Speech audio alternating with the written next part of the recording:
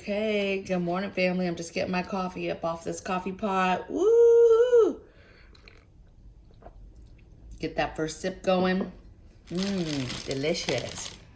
And we're going to get into it. So, welcome to the channel. Welcome back to the channel where we talk about preparedness, end of the world, conspiracy theorists, whatever you want. But we really talk about what my family does for emergency preparedness and things we get, things we do, how I think, and then you guys help us as well with all your comments and your input as well, okay? So let's get into it. Today, we're going to talk about a topic that has been big since yesterday. I think people have been talking about this in my community for a while, and that's grains, concerned about grains being snatched up from different entities, shortages of grains, our crops, drought. Several times we've discussed different impact and things that have happened that are going to impact our grain supplies as a whole. Okay, I don't think people realize there's so many things that grains go into. Let's just wheat, for example, goes into, bread, crackers, snacks, cereals, soups, other, fast type foods, right? Your quickie foods that go in the microwave and stuff, health and beauty products, some medicines. It just is in so many things, okay? And that's just wheat, and all the rest are kind of the same. There's a lot of different types of grains. There's a lot of types of grains too that people might have never even heard of and realize are end products. And so it's a big deal when we talk about shortages, we talk about grains. And with Russia, with us, doing sanctions already, and then now us saying turning off that oil, that's just another little stab at it. And so it's another concern. Been talking about this for weeks, the impact of imports and exports when you talk about war and allies and all of that stuff together. And so this is gonna hurt, okay? I think Russia is like 17% of the world globally producer of grains, of wheat. I think Ukraine, okay, who's busy right now, and stuff is getting destroyed, is like 10% of the world global market, right?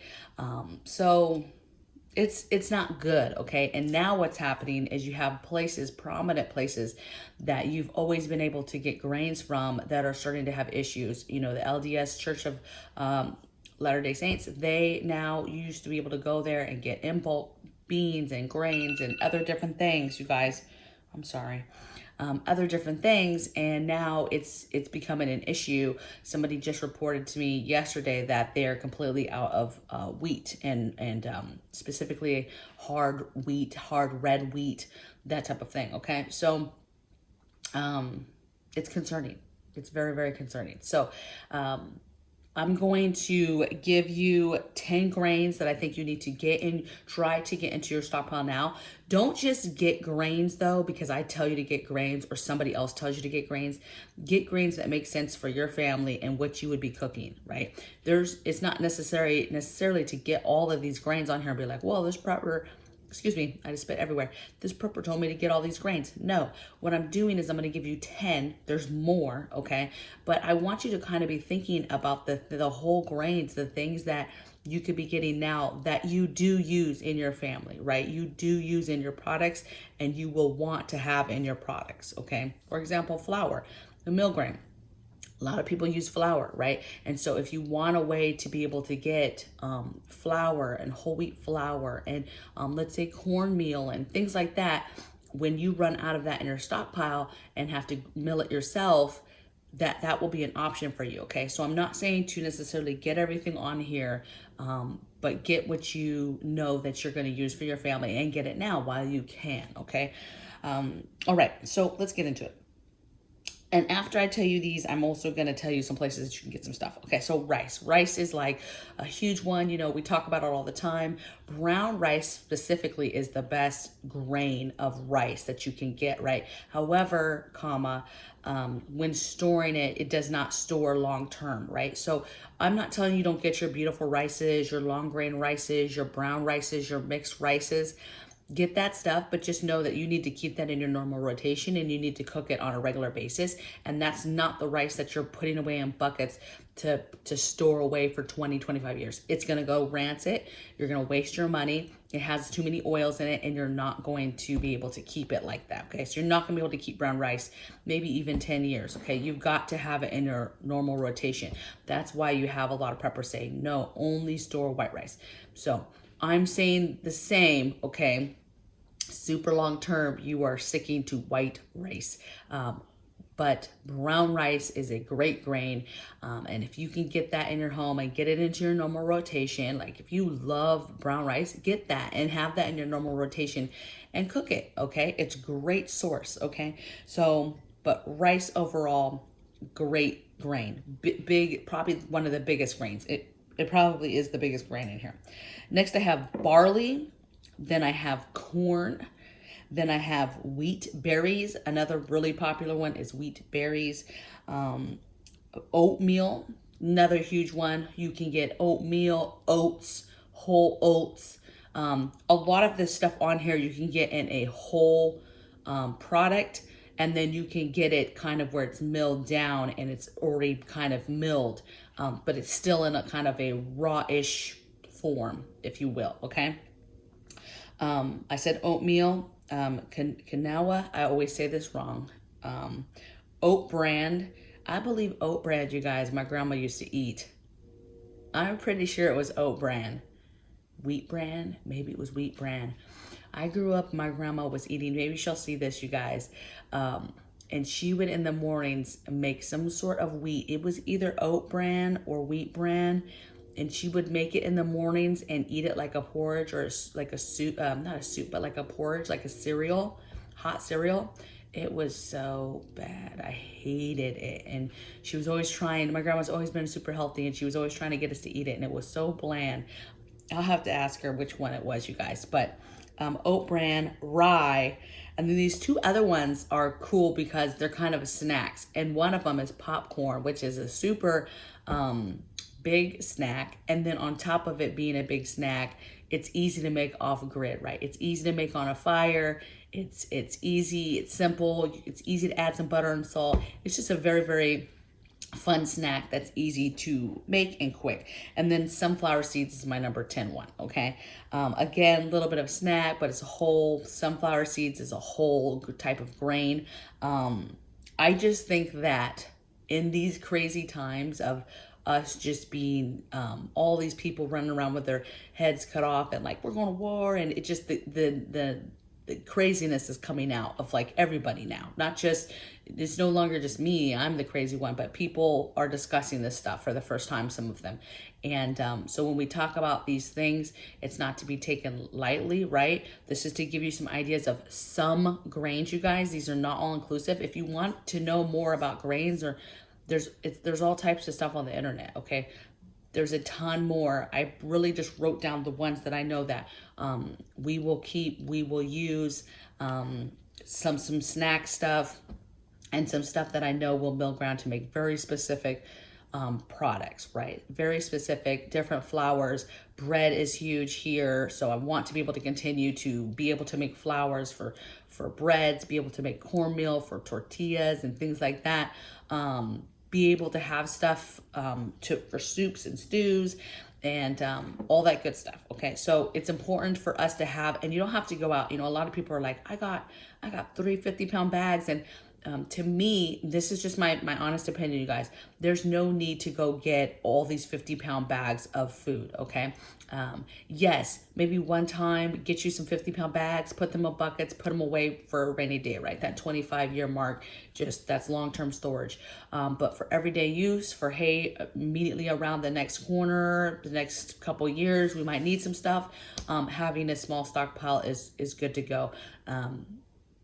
But let's get into some places that you can buy, and you can buy in big bulk. We just talked about LDS. You know, unfortunately, I was told that they were out, but you can try them and see what grains they have. Somebody said they were out of the hard red berries. I've gotten those from I've gotten them from a company through Amazon, the wheat berries, and I've gotten them through the red wheat berries. I've gotten them through Amazon, and I've gotten them through, I have some from August and Farms as well. I have personally not bought them from anywhere else, but LDS, Amazon, right, has different places that sell it.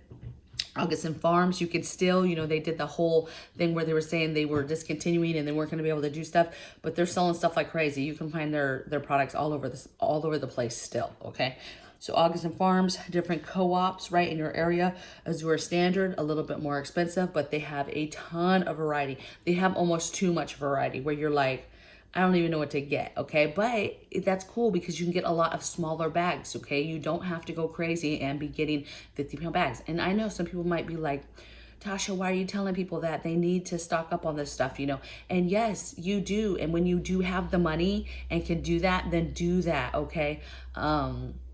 But, you know, and it's possibly great for bartering, but nobody wants this stuff, and you're not going to be able to barter it unless it's somebody else like you who has the products to mill it and knows that how to even make something out of it, you know, all that good stuff. So Azure Standard, different Whole Food stores, right? They always have a good selection. Look at stores too that have the bulk, right? Some grocery stores have the really big, you know, you'll go in there and you'll find like 2 aisles of bulk stuff. That's where you'll find some stuff. I think Aldi might have a big section of grains if I remember correctly. It's been years really since I shopped from like those type of bulk bins in grocery stores, because they're usually pretty pricey. And then places like Tractor Supply, any of your local tractor feed type stores, all those places are going to have this stuff. Okay. If you're adamant and you're really worried about this, you know, hey, go to your Tractor Supply, go to your feed store, get a 50-pound bag of stuff that you know for a fact you'll use. Put it in your buckets, store it properly, get it in a nice, cool, dry place, and then, yeah, put it away for 25 years. But if you're talking about the next 5-10 years, you know, there's much smaller packaging of stuff you can get. Get some smaller stuff and get you a mill grain and start practicing. This one up here, you guys, is a mill grain. This is Nutra something. Ugh. It's electric. It plugs in. It's very, very nice. Very, very heavy, but plug in. I love it. But there's all types. You have to get your manual options too. So there's a ton of different types that go right here on your counter, that you connect to your counter, and then you can hand crank, you guys, this stuff. But think about this. If you've ever milled any kind of whole product like that, to be honest, when you're milling it like that, you don't need a whole lot. So it's not like you're milling to do like a whole bag of flour, let's say. You know, I probably, if we got to the point like that, would only mill enough to have, you know, a little jar available at all times to use, but not a whole lot, okay? So take a look at grains, take a look at other videos, see what other preparedness type channels are talking about. This is just my opinion, but trust and believe that now is the time to take a look at what whole grains you have in your home, which ones would behoove you to get, and get those, because we are moving into a period where the next couple years or longer is going to be very, very hard to get grains, to get, you know, wheat, something as simple as wheat, okay, is going to be an issue. Think about this, like rye. You got to think about all the stuff that this stuff goes into, right? All these breads, rye, beers, okay? So we might see a run or a shortage on beers because we saw a little bit of shortage on beer before because of the cans that it's made in. But now, you know, there might be the wheat and the rye and all that stuff might affect beer, okay? So if you're a beer person, you know, hey, you might be wanting to think about this. You know, I know I'm talking about beer and I'm talking about snacks and stuff like that, but get the things that make sense for your family. That's all I'm saying.